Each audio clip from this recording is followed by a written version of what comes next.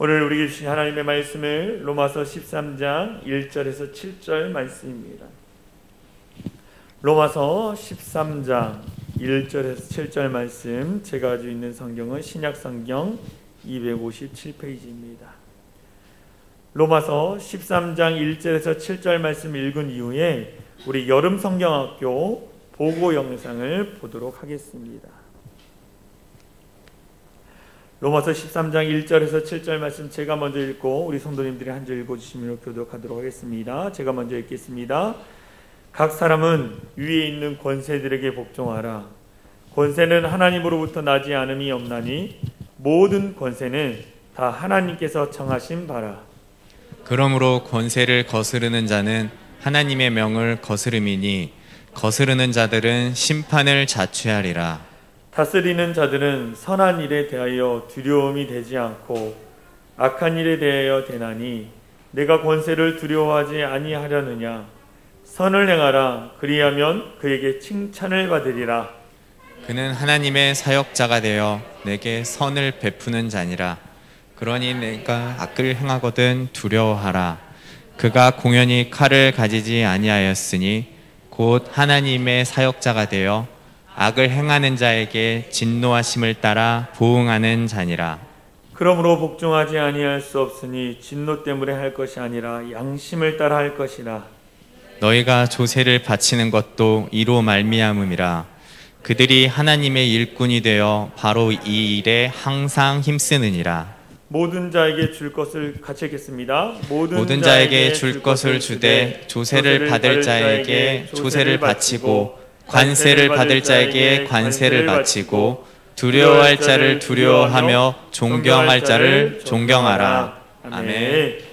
오늘 우리가 함께 나눌 말씀의 제목 우리 잠깐 보도록 하겠습니다. 말씀의 제목은 국가를 대하는 그리스도인의 자세라는 제목으로 함께 은혜를 나누려고 합니다. 오늘은 우리 대한민국이 해방된 지 77주년을 기념하는 기념주일로 오늘 우리 교회가 지키고 있습니다. 우리가 나라를 되찾은 날을 광복절이라고 합니다. 이 광복절의 의미는 뭐냐? 빛을 되찾다라는 의미가 있습니다. 일제강점기 36년 동안 우리 민족은 빛을 잃어버린 채 고통과 고난 가운데 살았습니다. 우리나라는 이 잃어버렸던 주권을 1945년 8월 15일 날 되찾았습니다. 나라가 나라로서의 역할을 감당하기 위해서는 국민이 있어야 하고 영토가 있어야 하고 주권이 있어야 돼요. 근데 우리나라는 국민이 있었고 영토가 있었습니다. 그런데 주권을 빼앗겨 버렸다는 거예요. 주권을 빼앗기니 국민이 일왕의 노예로 전락하게 되었고 젊은이들은 징병되어서 전쟁터에 끌려가 목숨을 잃어버렸습니다. 더불어 여인들은 정신대로 끌려갔고 노동자들은 징용으로 끌려갔습니다. 독립을 외치는 사람들은 망명의 길을 떠나야 했습니다. 그러나 하나님의 도우심으로 인해 우리나라는 1945년 광복절을 맞이했다라는 거예요. 이 광복을 위해서 한국교회가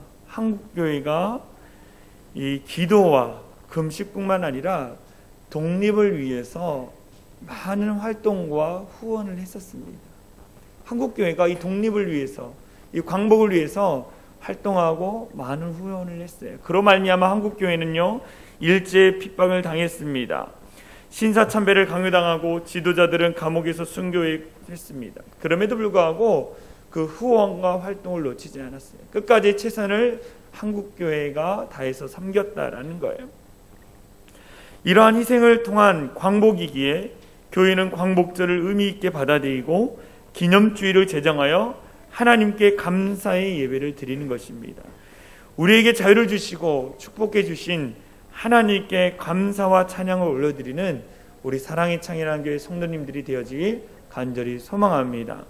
하나님께서는요 우리 대한민국을 놀랍게 발전시켜 주셨어요. 놀랍도록 축복해 주셨습니다. 그런데 오늘날의 현실을 여러분들 한번 보십시오. 하나님이 축복해 주시고 하나님이 발전시켜 주신 이 대한민국 땅 가운데에 오늘의 현실은 참으로 안타까운 현실입니다. 코로나19로 인한 위기, 경제적, 사회적 위기, 그 가운데 국민들의 삶은 어떻습니까? 너무나 많이 지쳐 있다라는 거예요.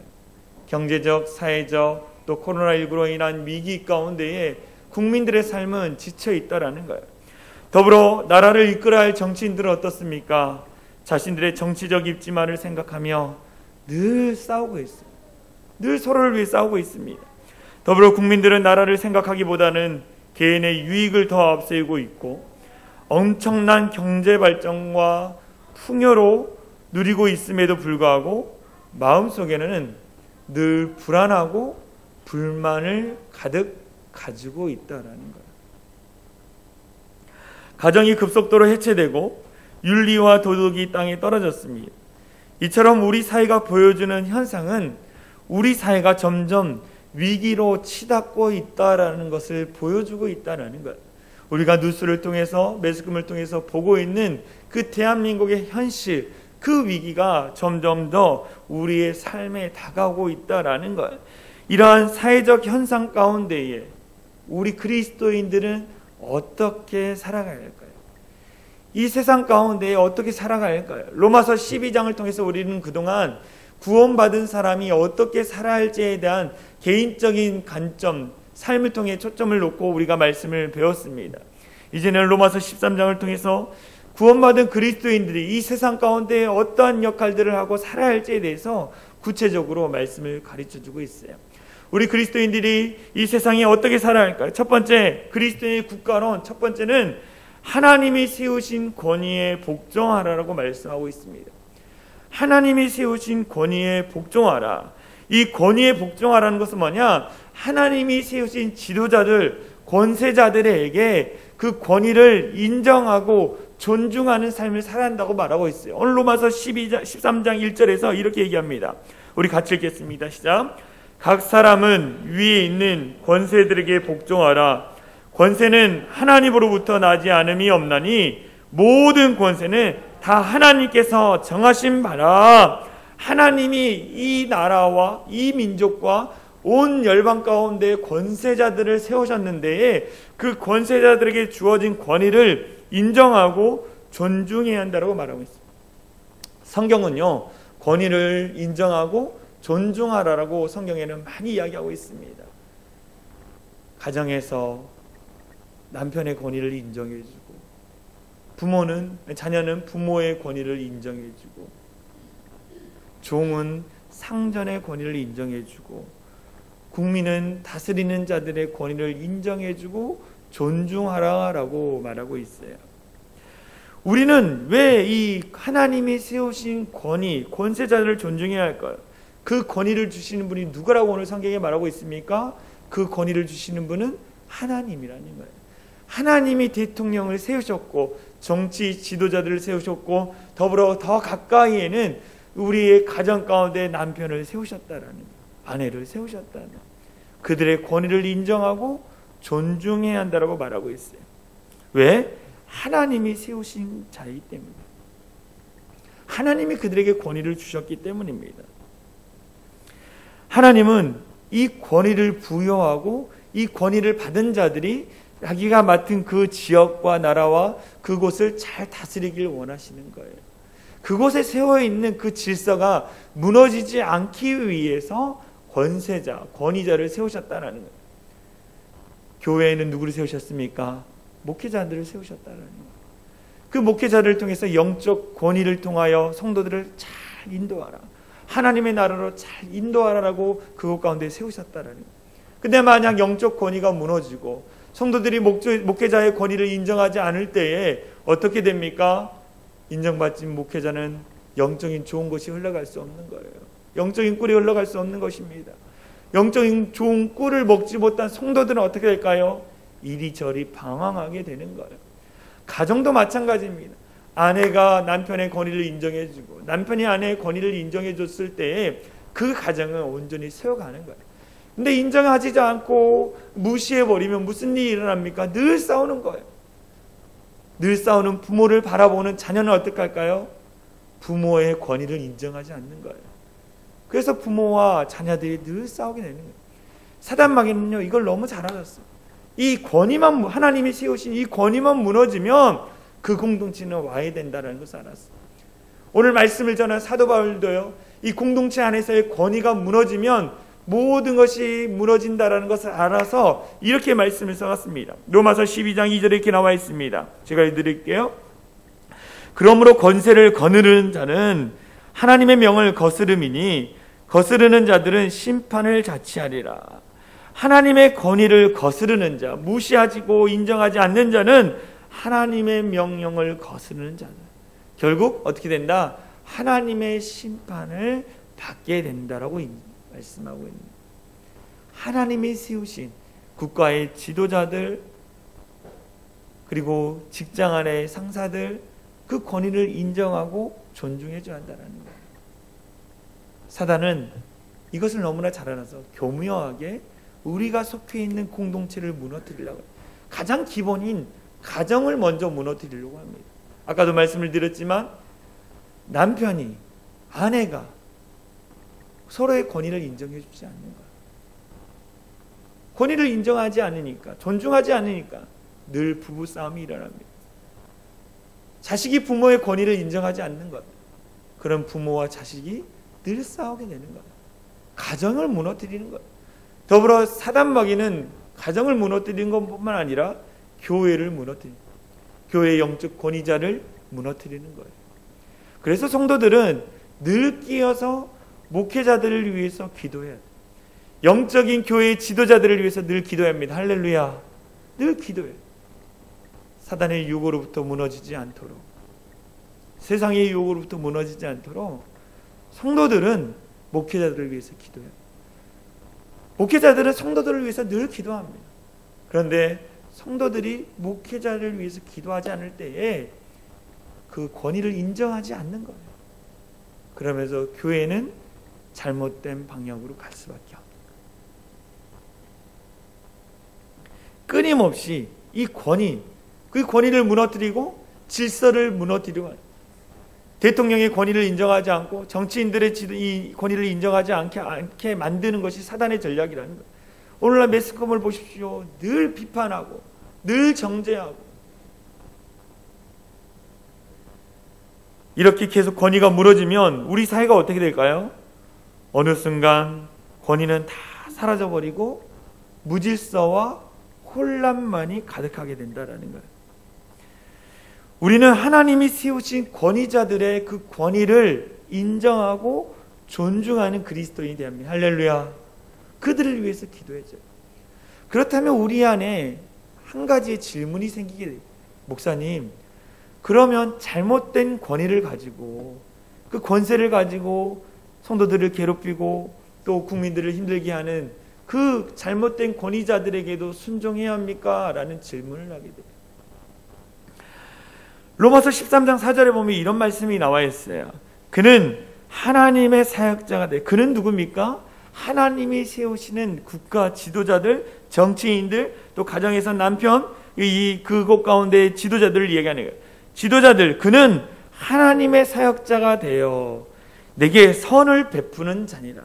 하나님이 그 땅에 그 사람을 세운 목적은 뭐냐? 그 땅 가운데에 선을 베풀기 위해서 하나님이 그 땅에 그 지도자를 세우셨다는 거예요. 그런데 그 지도자가 자기의 욕심과 욕망으로 말미암아 악을 행하면 그 악을 행하는 지도자 가운데 우리가 순종해야 하느냐? 그 질문을 할 수 있다는 거예요. 저 북한에 있는 김정은과 같은 사람, 히틀러와 같은 사람들에게 우리가 그 권위를 인정하고 순종해야 합니까? 라는 질문을 우리가 할 수 있다는 거예요. 일제시대에 이 조선 선교사 협의회 대표로서 미국과 일본 사이에 카스라, 데프트라는 이 두 사람이 밀약을 했습니다. 조약을 맺었어요. 이 잘못된 조약을 이행하기 위해서 미국의 해리슨 감독이라는 목회자입니다. 이 사람이 로마서 13장 말씀을 근거로 이렇게 이야기를 했어요. 모든 권력은 하나님께로부터 나왔으니 일본 정부에 순종하는 것이 하나님의 뜻이다. 일본하고 미국이 자기들이 맺은 조약 가운데, 선교사들이 맺은 조약 가운데 그것을 지키기 위해서 미국인 목사가 이렇게 얘기했다는 거예요. 모든 권력은 하나님께로부터 나왔으니 일본 정부에 순종하는 것이 하나님의 뜻이다. 만약 독립운동이나 저항운동을 한다면 그것은 하나님을 대적하는 일이다. 그러므로 조선 기독교인들은 일본 정부에 순종해야 한다. 그리고 다시는 3.1운동과 같은 것을 하지 말아야 한다라고 목회자가 이야기했다는, 미국 목사가 이야기했다는. 여러분, 이 이야기 가운데 우리가 동조할 수 있습니까? 절대로 동조할 수 없습니다. 그러면 하나님이 권세자들, 권위자들에게 순종하라고 했을 때 악을 행하는 자들에게도, 지도자에게도 우리가 순종해야 합니까? 라는 이 딜레마 가운데 빠지게 되는, 이 딜레마의 해답을 찾기 위해서 많은 사람들이 기도하고 찾아봤어요. 그래서 이 해답을 찾기 위한 이 세운 것이 뭐냐면 시민 불복종의 권리라는 겁니다. 시민 불복종의 권리입니다. 이 미국의 사상가 헨리 소르라는 사람이요, 이 시민의 반항이라는 글에서 언급했던 단어입니다. 시민 불복종의 권리. 이건 뭐냐면 개인의 기본권을 침해하거나 정의롭지 못한 법 혹은 정책에 대항하기 위해 의도적으로 공개적으로 그것을 위반하는 행위를 가르칩니다. 하나님이 세우신 그 권위자가 악을 행할 때에 그것을 거부할 수 있는 행위, 그것이 시민 불복종의 권리라는 거예요. 그래서 이 대표적인 일이 당시 노예제도가 있었습니다. 노예제도를 지지하는 당 정부에 대항하기 위해서 납세를 하지 않는 이 운동이 퍼졌어요. 그게 시민 불복종의 이 운동 중에 하나라는 거예요. 그 이후에 마틴 루터 킹의 흑인 인권 운동, 간디의 비폭력 불복종 운동, 남아프리카 공화국의 인종차별 반대 운동과 같은 것이 시민 불복종 운동의 대표적인 사례라는 거예요. 악한 정부 가운데에 그리스도인들이 불복종할 권리가 있다라는 것을 의미하는 거예요. 이 권리에 대해서 타당성을 할 수 있는 것은 뭐냐? 모든 권위, 최고 권위자는 누구라는 거예요? 하나님이라는 거예요. 권위를 주신 분도 하나님이요, 그 권위를 다시 빼앗는 것도 하나님이라는 거예요. 그래서 이 세상의 그 권위와 하나님이 말씀하신 이 성경 말씀이 다르다, 권위자가 이해했던 것이 다르다라면 우리는 누구의 말을 들어야 합니까? 하나님의 말씀을 들어야 한다는 거죠. 성경에서는 이러한 이해가 많이 나와 있어요. 애굽의 바로 왕이 히브리인 남자아이를 낳으면 모든 나일강에 버리라고 명령했습니다. 애굽 왕은 누굽니까? 하나님이 세우신 권세자죠. 그 말에 누가 불복종했습니까? 모세의 어머니가 불복종하고 모세를 나일강에 이 방주를 만들어서 태워 보냈다라는 거예요. 그 이후 하나님은 모세를 통해 이스라엘 백성들을 애굽 땅에서 탈출시키셨습니다. 이게 무엇입니까? 시민 불복종의 권리를 행사한 내용이라는 거예요. 신약 시대도 마찬가지입니다. 사도행전을 보면 유대 지도자들, 그 땅을 종교적으로 다스리는 유대 지도자들이 복음을 증거하는 베드로와 사도들을 위협하고 그들을 감옥에 가두었습니다. 그리고 다시는 복음을 전하지 말라고 이야기했어요. 그 명령에 불복하지 않고 심지어 감옥에서까지 복음을 증거합니다. 그러면서 베드로와 사도들이 이렇게 얘기하는 것을 보게 돼요. 사도행전 5장 29절 말씀 같이 읽겠습니다. 시작. 베드로와 사도들이 대답하여 이르되 사람보다 하나님께 순종한 것이 마땅하니라. 사람보다 하나님께 순종하는 것이 마땅하니라는 거예요. 무엇을 말씀하고 있습니까? 하나님의 권위, 하나님의 말씀이 그 위에 있다라는 거예요. 하나님의 말씀과 우리의 지도자들이 이야기했던 것이 다르면 누구의 말을 들어야 한다라는 거예요? 하나님의 말씀을 들어야 한다라고 이야기하고 있습니다. 그때 사용하지 말아야 할 것은 뭐냐? 폭력을 사용하면 안 된다는 거예요.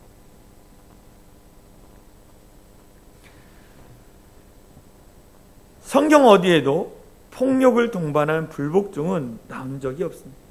성경은 결코 목적이 수단을 합리화한다고 가르치지 않았어요. 어떤 목적을 이루기 위해서 그 수단 가운데 잘못한 그 악을 행해도 그것을 합리화한다라고 말하지 않았어요. 제가 이 청년 때에 아르바이트를 했습니다. 그 아르바이트를 한 장소가 어디냐면 강남 고속버스 터미널 건너편에 있는 생명의 말씀사라는 기독교 백화점에서 제가 아르바이트를 했습니다. 제가 했던 일은 뭐였냐면 사람들이 인터넷으로 책을 주문하는 거예요. 책을 주문하면 그 주문한 책을 서점에 가서 찾아다가 박스에 포장해서 택배로 보내주는 일들을 했습니다. 더불어 한 가지 일을 더 했는데요. 그 일은 뭐냐면 서점에 가서 책을 찾으면서, 매장에서 책을 찾으면서 주변 사람들 가운데에 책을 훔치는 사람들을 찾아내는 일들을 했어요. 제가 어디서 일했다고요? 기독교 백화점, 기독교 서점에서 일을 했어요. 근데 거기에 책을 훔치는 사람들이 있었습니다. 책을 훔치는 사람들의 특징이 있습니다. 그 서점에서 가장 비싼 책 앞에 서 있어요. 그 서점에서 가장 비싼 책. 그리고 안절부절하면서 주위를 두리번 거립니다. 그러면 그분은 100% 책을 훔치는 분이에요. 그런데 책을 훔치는 분의 대다수는 누구냐? 목사님과 전도사님들이라는 거예요. 심지어 그것이 습관이 되어져서 저희만 볼 수 있는 블랙리스트가 딱 적혀 있어요. 참으로 안타까웠습니다. 여러분, 더 나은 설교, 더 나은 신학적 지식을 갖기 위해서 책을 훔치는 것이 정당합니까? 그렇지 않다라는 거예요. 하나님을 위해서, 하나님을 더 깊이 연구하기 위해서 책을 훔쳐서라도 공부하는 것, 그것이 하나님이 원하시는 것일까요? 그렇지 않다라는 거예요. 이것은 잘못된 것입니다.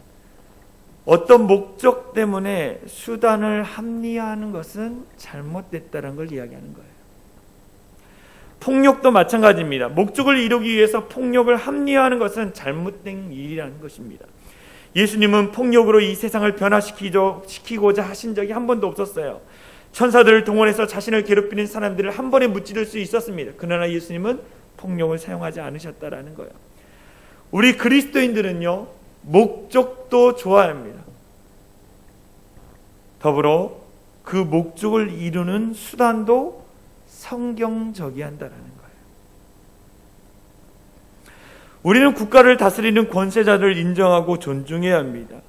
우리가 이 말씀을 받아들일 때에 우리가 살고 있는 이 대한민국은 온전하게 바르게 세워갈 수 있다라는 거예요. 하나님이 세우신 권위자들에게 순종하고 복종해야 합니다. 두 번째, 우리 그리스도인들이 가져야 할 국가관은 뭐냐? 좋은 국가를 만들기 위해서 노력하라라고 오늘 성경에서 이야기하고 있어요. 행복한 대한민국을 만들기 위해서 노력하라고 말씀하고 있습니다. 그러면서 어떻게 행복한 대한민국을 만들 수 있는지 구체적으로 말씀해 주고 있어요. 첫 번째 뭐냐? 법을 잘 지켜야 한다는 거예요. 법을 잘 지켜야 합니다. 그리스도인들 중에서도 법을 지키지 않는 분이에요. 법을 지키지 않는 분이 너무 많아요. 법을 잘 지키라고 얘기합니다. 로마서 13장 3절에 이렇게 얘기하죠. 내가 권세를 두려워하지 아니하려느냐? 선을 행하라. 그리하면 그에게 칭찬을 받으리라. 선을 행하라는 단어를 찾아보니까 법을 지키는 것을 이야기하는 거예요. 하나님은 모든 나라 가운데에 질서를 유지할 수 있는 법을 주셨습니다. 그 법으로 악한 자를 징계하고 사회 질서를 유지한다라는 거예요. 그러므로 우리 그리스도인들은 법을 잘 지켜야 합니다. 그런데 나라의 법보다 더 위에 있는 법이 있습니다. 그게 어떤 법인지 아십니까? 누가 그러더라고요. 떼법이에요. 떼법. 떼법이라는 거예요.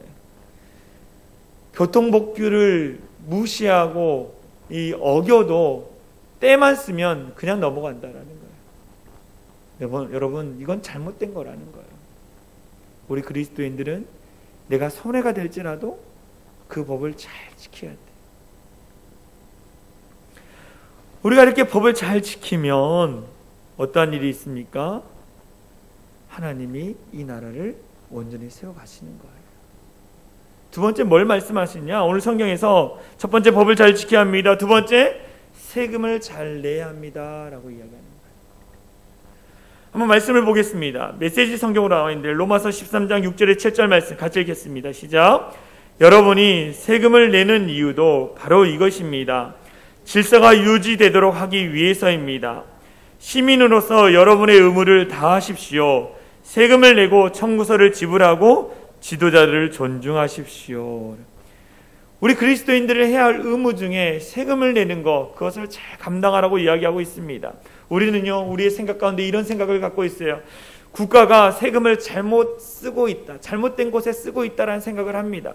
저보로 불합리하게 세금을 너무 많이 걷는다라는 생각을 우리는 갖고 있습니다. 그래서 세금 내기를 싫어합니다.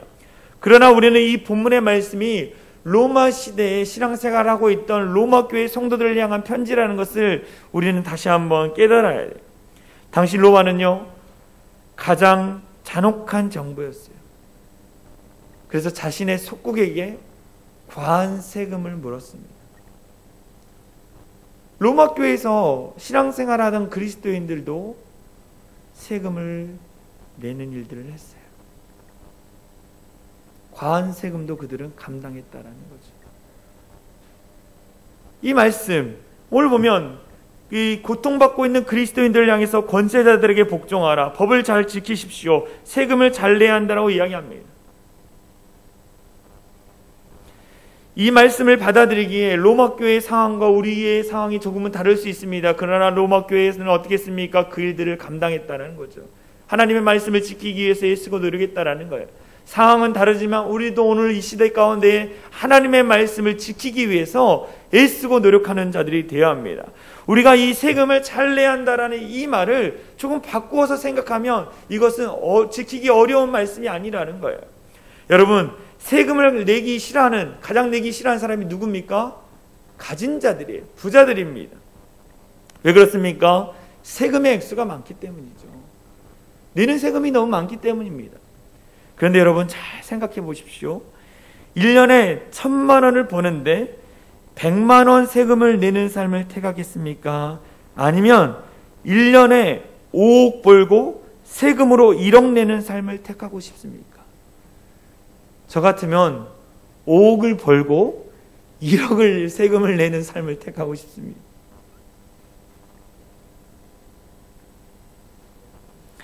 돈을 많이 벌고 싶습니까? 그러면 세금을 많이 낸다고 생각하지 말고 하나님이 주신 복을 받아 돈을 많이 벌었다라고 여러분 생각하십시오. 생각의 전환이 필요하다는 거예요. 더불어 이 세금으로 말미암아 얼마나 많은 일들을 하고 있습니까? 제가 오래전에 카자흐스탄에 이 선교를 갔습니다. 알마티라는 곳에서 제가 선교하는 지역까지 차를 타고 가는데요, 그 관광버스인데 우리나라에서 연식이 다 된 그 버스를 카자흐스탄에 출출해가지고 거기서 운행하는 버스였어요. 그 버스의 이름이 금강산 버스였습니다. 금강산 관광 이렇게 그 버스였는데 그 버스를 타고 24시간을 갔어요. 우리나라의 도로에서는 5시간을 갈 거리를 24시간을 갔습니다. 우리나라가 얼마나 도로가 잘 떨어져 있습니까? 물을 틀면 수도에서 물이 나오고 또 집에서 편안하게 가스를 틀고 음식 해먹을 수 있는 좋은 나라, 이 모든 것 가운데 세금이 쓰여진다는 거예요. 우리가 내는 세금으로 유익을 얻는 일이 굉장히 많습니다. 따라서 우리는 세금을 잘 내야 합니다. 더불어 무엇을 행하라 그랬냐? 국민의 권리를 바르게 행사해야 한다라고 이야기하고 있어요. 어떤 그리스도인은 이렇게 얘기합니다. 목사님, 저는 세상의 정치에 관심이 없습니다. 오직 하나님 나라에만 관심이 있습니다 라고 얘기하시는 분이 있어요. 이거는요, 잘못된 생각입니다. 하나님이 우리에게 맡겨주신 이 세상의 일들 가운데 관심을 갖고 적극적으로 참여하는 일들을 우리가 감당해야 한다는 거예요. 가장 기본권인 것이 무엇입니까? 투표권입니다. 선거 가운데 우리는 꼭 투표권을 행사해야 합니다. 더불어 병역의 의무라 다른 의무에 앞장서서 지켜야 합니다. 왜냐하면 국가는 하나님이 우리의 삶을 보호하시려고 세우신 기관이기 때문입니다. 우리가 좋은 국가를 만들면 그 유익은 우리와 우리 후손들에게 돌아오기 때문이라는 거예요. 제가 자주 보는 프로그램이 있습니다. 그 프로그램의 이름은 뭐냐? 벌거벗은 세계사라는 프로그램입니다. 저는 꼭 놓지 않고 이것을 봅니다. 얼마 전에 이 프로그램에서 노예 무역과 노예 제도 폐지에 관한 그런 이 내용이 방영이 됐습니다. 그때 알게 된 사람이 영국의 정치가 이 월리엄 월버포스라는 사람에 대해서 잘 알게 됐습니다. 이 사람은요, 영국의 정치가로서 예수 그리스도를 만나고 나서 이 타락한 영국의 정치 현실을 보고 정치인을 그만두려고 했습니다. 그때에 우리가 너무나 잘 아는 이 찬송가 305장 나 같은 죄인을 살리시니라는 그 찬양을 쓴 존 뉴턴이라는 이 목사님의 말을 듣고 그가 다시 그것을 결단했어요. 어떤 말을 들었냐? 영국 국회가 당신의 사역지다. 영국 국회가 당신의 사역지입니다 라는 말을 듣고 이 월버포스가 다시 열심히 하나님의 이름을 높이기 위해서 애쓰고 노력했습니다. 그가 했던 건 뭐냐? 노예 무역과 노예 제도 폐지였어요. 당시 영국이요, 이 노예 무역을 가지고 이 거뒀던 수입이 얼마냐? 국가의 3분의 1을 차지했습니다. 어마어마한 돈을 얻었다라는 거예요. 이 노예 무역 지지파들의 이 상인, 재벌, 군인, 왕족, 귀족들이 구성된 세력들이었습니다. 이 거대한 세력들에 맞서서 이 노예 제도 폐지를 위해서 이 사람이 날마다 외쳤다라는 거예요. 국회에서 이렇게 얘기했습니다. 영국이 진정으로 위대한 나라가 되고자 한다면 하나님의 법을 지켜야 합니다. 노예 제도는 분명히 하나님의 분노를 자극하는 일입니다. 기독교 국가를 자처하는 영국이 황금의 눈이 멀어 노예 제도를 갖고 있다니 이러고도 살아남은 제국은 역사에 없습니다 라고 이 사람이 국회에서 늘 외쳤습니다. 이 사람이 자그마치 노예 제도 폐지, 무역을 폐지하기 위해서 싸웠던 기간이 몇 년인지 아십니까? 45년 동안 그 일을 했다는 거예요. 45년 동안 노예 무역과 노예 제도를 폐지해야 한다고 외쳤던 사람이에요. 이 한 사람을 통해서 1833년에 그가 죽기 4일 전에 노예 제도가 영국에서 폐지가 됐어요. 어떤 사람은 이렇게 얘기합니다. 나는 세상을 변화시킬 힘이 없습니다. 목사님, 저는 능력이 없습니다. 아닙니다. 여러분들에겐 큰 힘이 있어요. 세상을 변화시킬 수 있는 사명감과 기도가 있다라는 거예요. 우리의 기도를 통해서 하나님이 이 나라 민족의 잘못된 것을 바꾸어 가실 것입니다. 할렐루야. 여러분 기도하십시오. 지도자들을 위해서 기도하십시오. 여러분이 보기에 대통령이 잘하든 못하든 여러분 그를 위해서 기도해 줘야 하는 거예요. 정치인들을 위해서 우리가 기도해야 돼요. 믿는 자들이 먼저 나라의 지도자들을 위해서 기도해야 하는 거예요. 그때 하나님의 일하심을 보게 될 것입니다. 할렐루야. 하나님은 권위를 부여하기도 하시고 거둬가시는 분이에요. 전지전능하신 하나님이 질서를 위해서 세운 자들을 위해서 우리는 늘 끊임없이 기도해야 합니다. 더불어 우리에게 주어진 그 권리를 올바르게 행사하는 그리스도인들이 되어야 한다는 거예요. 요즘 참 마음이 아픈 일들이 참 많습니다. 특별히 이 정치인들이 포괄적 차별금지법 이것을 통과시키기 위해서 또다시 발의 준비를 하고 있다는 거예요. 이 포괄적 차별금지법 안에는 장애인, 외국인, 노동자, 노약자들에 대해서 차별하면 안 된다는 게 있습니다. 그런데 여러분 그거 아십니까? 이미 우리나라는 개별 차별금지법이 있습니다. 외국인 노동자, 장애인, 노약자들을 차별하면 안 된다는 법이 있어요.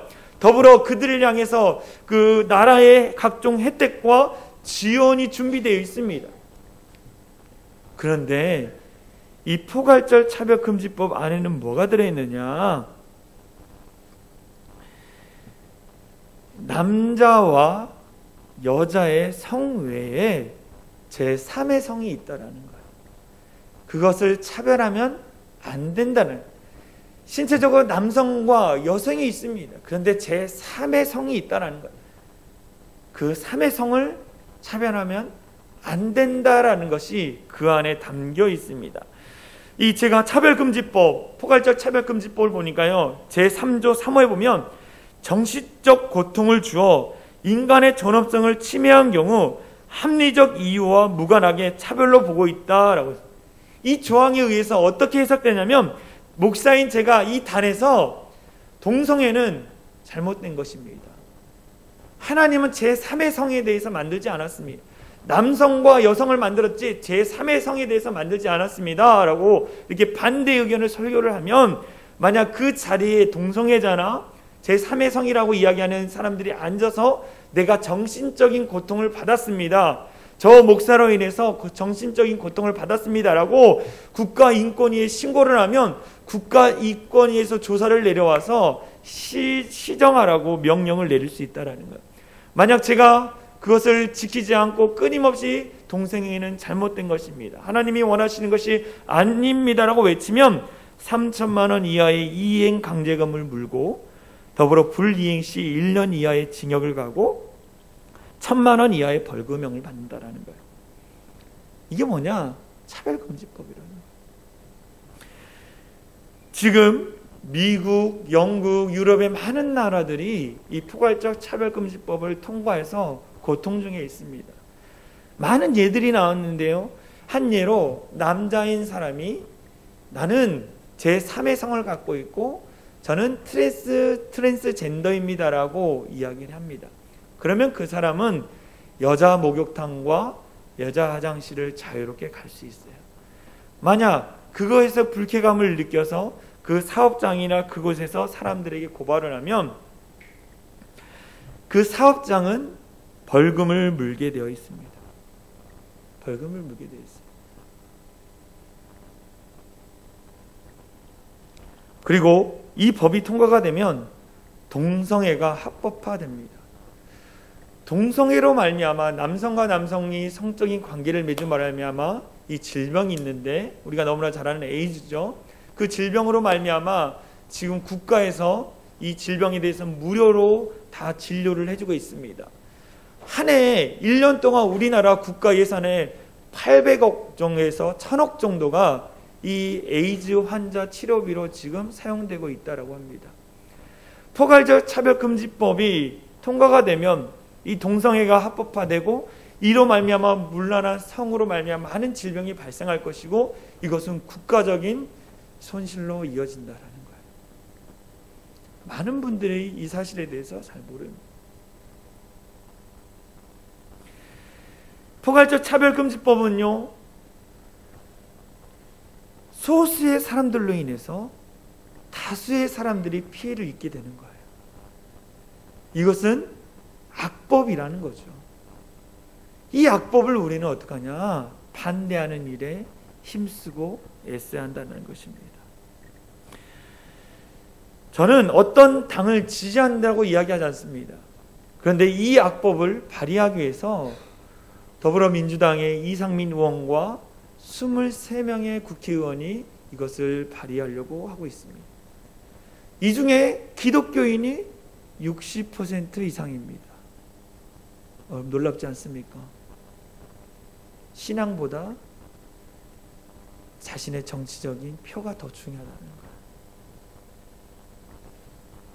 우리는 이러한 잘못된 것들에 대해서 분명히 알고 반대하는 일들을 해야 합니다. 성도 여러분, 세상이 악하다고 한탄하면 안 돼요. 우리는 전진해 나가서 악법을 막고 하나님의 공의와 정의를 외치는 자들이 되어야 합니다. 할렐루야.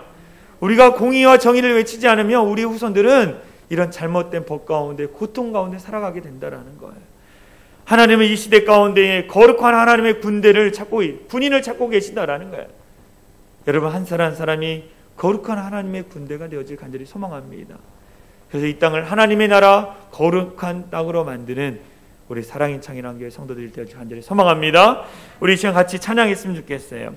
어둠 밤 마음에 잠겨 역사의 어둠 짙었을 때에 계명성 동쪽에 밝아 이 나라 여명이 왔다. 빛이신 주님께서 이 어두운 이 세상을 밝히고 계시다라는 거예요. 누구를 통해? 저와 여러분들을 통해 그 빛이 전달되길 원하신다는 것입니다. 우리 같이 찬양하겠습니다. 어둠 밤 마음에 잠겨, 어둠 밤 마음에 잠겨 역사의 어둠 짙었을 때에 계명성 동쪽에 밝아 이 나라 여명이 왔다. 고요한 아침에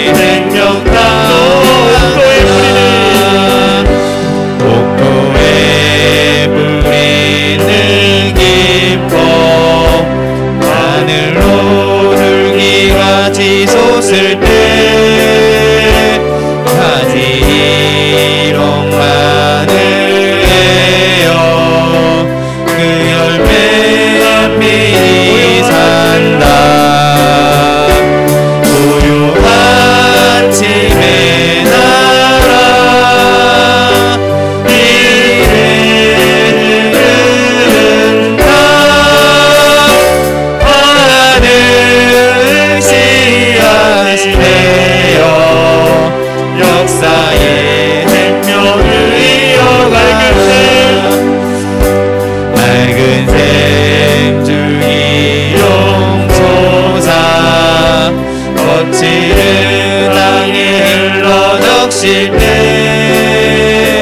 기름진 푸른 벌판이 눈앞에 활짝 트인다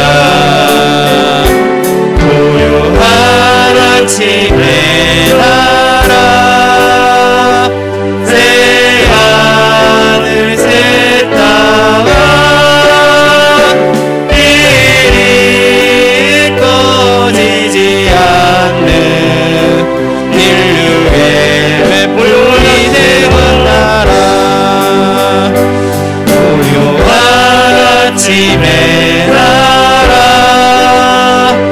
새 하늘 새 땅아 이리 꺼지지 않는 인류의 횃불이로 타거라. 여러분, 하늘을 갖고 같이 기도했으면 좋겠습니다. 여러분, 이 나라의 민족 어떻게 바라보고 계십니까? 참으로 위기 가운데 있습니다. 얼마 전에 어떤 분이 이런 얘기를 하시더라고요. 목사님, 우영우라는 드라마 보십니까? 아니요, 저는 드라마 안 보는데요. 그 우영우라는 드라마 안에 동성애가 나왔어요. 동성애가 그냥 자연스럽게 그 드라마에서 이야기되고 있었어요. 그 동성애가 아름다운 사랑인 양 이야기합니다. 목사님, 또 그 웨이브라는 데에서 남의 연애라는 것이 프로그램이 진행돼 보셨습니까? 아니, 못 봤는데요. 그 남의 연애가 뭐냐? 남자와 남자가 연애를 하는 거예요. 사랑을 나누는 것입니다. 그것이 공공연하게 자연스럽게 스며들고 있다라는 거예요. 여러분, 상상해 보셨습니까? 동성애가 합법화되고 나는 남자의 신체를 갖고 있는데 나는 여성이라는 생각을 갖고 있으면 여성이라는 시대. 너무나 많은 혼란과 정말 질서가 무너질 것입니다. 일들을 위해서 우리 그리스도인들은 끼어서 반대하는 일들을 앞장서야 됩니다. 여러분, 같이 기도했으면 좋겠습니다. 하나님, 이 어두운 세상, 정말 사단마귀가 교묘하게 문화라는 것을 사용해서 이 나라를 무너뜨리기 위해서 정말로 많은 것들로 사용하고 있습니다. 우리의 젊은이들, 우리의 다음 세대들이 물들지 않고 늘 깨어 정말 하나님 앞에 기도하면서 승리하며 나갈 수 있는 대한민국 되게 해달라고 우리 합심으로 같이 기도하겠습니다. 기도합니다. 주여, 하나님 함께 해주심에 감사를 드립니다. 이 어둠이 가득한 이 세상 가운데 음란과 거짓과 악독이 가득한 이 세상 가운데 하나님 깨어있게 하여 주시고 하나님 떨쳐버릴 수 있도록 인도하여 주시옵소서. 아버지, 더럽고 추악한 모든 것들이 떠나가게 하여 주시고 하나님 앞에 온전히 세움받을 수 있도록 역사하여 주시옵소서. 하나님, 우리가 하나님의 말씀, 하나님의 권위에 순종하면서 영적인 지도자들과 아버지 권위자를 순종하게 하여 주시고 이 악법 가운데도 대적하며 나갈 수 있는 성도들 될 수 있도록 인도하여 주시옵소서. 하나님께서 함께 하여 주시고 역사하여 주시고 아버지 놀랍도록 역사하신 그 은혜 속에서 하나님 아버지 깨어있는 우리 모두들 될 수 있도록 인도하여 주시옵소서. 하나님, 부활자 차별 공진법 우리가 반대하고 하나님 끝까지 싸우며 하나님의 거룩한 나라를 만들어갈 수 있도록 역사하여 주시옵소서. 신앙으로 무장하고 신앙으로 세워가기 위해서 애쓰고 노력할 수 있는 우리 모든 성도들 될 수 있도록 하나님이 함께하여 주시고 놀라운 일들이 온전히 경험되어지는 그 일들이 될 수 있도록 성령 하나님 역사하여 주시옵소서. 다시 한번 기도하겠습니다. 우리 다음 세대를 위해서 기도했으면 좋겠어요. 앞으로는 학교에서 남성과 여성, 남자와 여자라고 부를 수 없는 그런 시대가 올 거라고 많은 전문가들이 이야기합니다. 너무나 혼란한 이 시대 가운데 우리 다음 세대들은 하나님 믿음으로 키우게 하여 주시고 이 사단의 유혹과 정말 이 잘못된 걸로 물들지 않도록 주님께서 붙잡아 주시고 특별히 우리 다음 세대들이 이 사회 가운데 정말 귀하게 쓰임받는 지도자들이 되어야 돼요. 하나하나가 하나님 앞에 훈련받아서 정말 사회에 들어가서 경제, 사회, 문화, 모든 교육, 모든 영역 가운데에 믿는 자들을 통해서 선한 영향이 갈 것입니다. 그들을 우리 사랑이 창인한 그의 다음 세대의 아이들이 세상의 빛의 역할을 감당한 자들 될 수 있도록 기도해 주시고, 영어 캠프와 또 일들을 위해서 준비하는 모든 자들을 위해서 우리 합심으로 기도하고 제가 기도하고 마치겠습니다. 기도합니다. 주여, 하나님, 우리 가운데 다음 세대들이 있습니다. 하나님, 깨어 일어나게 하여 주시고 우리 다음 세대를 양육하고 말씀으로 무장시킬 수 있도록 인도하여 주시옵소서. 하나님, 말씀에 사로잡힌 인생들 되게 하여 주시고, 그들의 광경역 가운데에 교육과 사회와 문화와 예술과 모든 영역 가운데 들어가서 정말 하나님의 선한 영역이 있을 수 있는 우리 성도들 될 수 있도록 역사하여 주시옵소서. 이들의 삶을 통하여 하나님을 영광 주시고, 이들의 삶을 통하여 하나님 새롭게 하여 주시옵소서. 기대하며 기도하며 나갑니다. 우리 아이들 한영 한영도 지나게 하여 주시고, 우리 유초등뿐만 아니라 우리 중년부 중고등부까지 하나님 우리 다음 세대들이 하나님 앞에 쓰임받을 수 있도록 역사하여 주시옵소서. 하나님께서 그래서 세상의 빛으로 이 나라를 변화시킬 수 있는 아버지 사람으로 세움받게 하여 주셔서 놀라운 정성 승리와 기쁨이 이루어질 수 있도록 은혜를 허락하여 주시옵소서. 사랑과 은혜가 많으신 하나님 감사합니다. 이 약한 세상 가운데에 우리 그리스도인들이 어떻게 살아야 할지 우리 스스로 고민하고 하나님 앞에 묻고 듣고 순종할 수 있는 시간 가질 수 있도록 인도해주신 것 감사합니다. 특별히 우리 그리스도인들, 하나님 나라와 나는 별개라고 생각하는 것이 아니라 그 나라 속에 속해 있는 우리가 그리스도인으로서 무엇을 감당해야 하는지 깨닫게 하여 주시옵소서. 특별히 하나님이 세우신 영적인 권위자들 가운데 순종하게 하여 주시고, 정말 하나님 이 나라의 민족을 바르게 세워가기 위해서 애쓰고 노력하는 우리 그리스도인들 될 수 있도록 인도하여 주시옵소서. 그래서 하나님 정말 아닌 건 아닌 거라고 외치고, 정말 하나님 옳은 것은 옳다라고 외칠 수 있는 참된 그리스도인들 될 수 있도록 역사하여 주시옵소서. 이 세상이 우리의 다음 세대를 유혹하고 있습니다. 그래서 하나님 동성애와 악한 그런 문화들이 우리 아이들을 유혹하면서 넘어뜨리려고 합니다. 그러나 하나님 믿는 자들이 깨어 기도함으로 말미암아 그 악법과 악한 문화를 대적하게 하여 주시고, 정말 말씀으로 우리 아이들을 잘 양육하여 주셔서 이 시대의 교육과 문화와 사회와 모든 영역 가운데 우리 아이들이 귀하게 쓰임받을 수 있도록 역사하여 주시옵소서. 악한 세상을 그대로 내버려두는 것이 아니라 대적하고 싸우며 끝까지 하나님의 선함을 선포할 수 있는 우리 모든 성도들 될 수 있도록 인도하여 주시옵소서. 그렇게 하실 주님을 찬양하며 우리를 권하신 예수 그리스도의 이름으로 간절히 기도합나이다. 아멘. 우리 이 시간 다 같이 일어나서 사랑이 창인한 교회 공동체 고백하고 축도로 예배를 마치도록 하겠습니다. 우리 같이 선포합니다. 시작. 우리는 세상으로부터 부름받은 하나님의 백성입니다. 세상으로 보냄받은 그리스도의 제자입니다. 보냄받은 소명자로서 하나님을 기쁘게 찬양하는 성령 충만한 예배자가 되겠습니다. 진리를 배우고 수호하는 은혜에 비친 훈련자가 되겠습니다. 땅끝까지 복음을 전파하는 전도자가 되겠습니다. 이웃의 아픔을 함께하는 치유자가 되겠습니다. 온 성도가 하나 되는 화해자가 되겠습니다. 사회적 책임을 다하는 소명자가 되겠습니다. 그리하여 주의 나라가 이 땅에 임하며 하나님을 영화롭게 하는 교회 공동체가 되겠습니다. 아멘.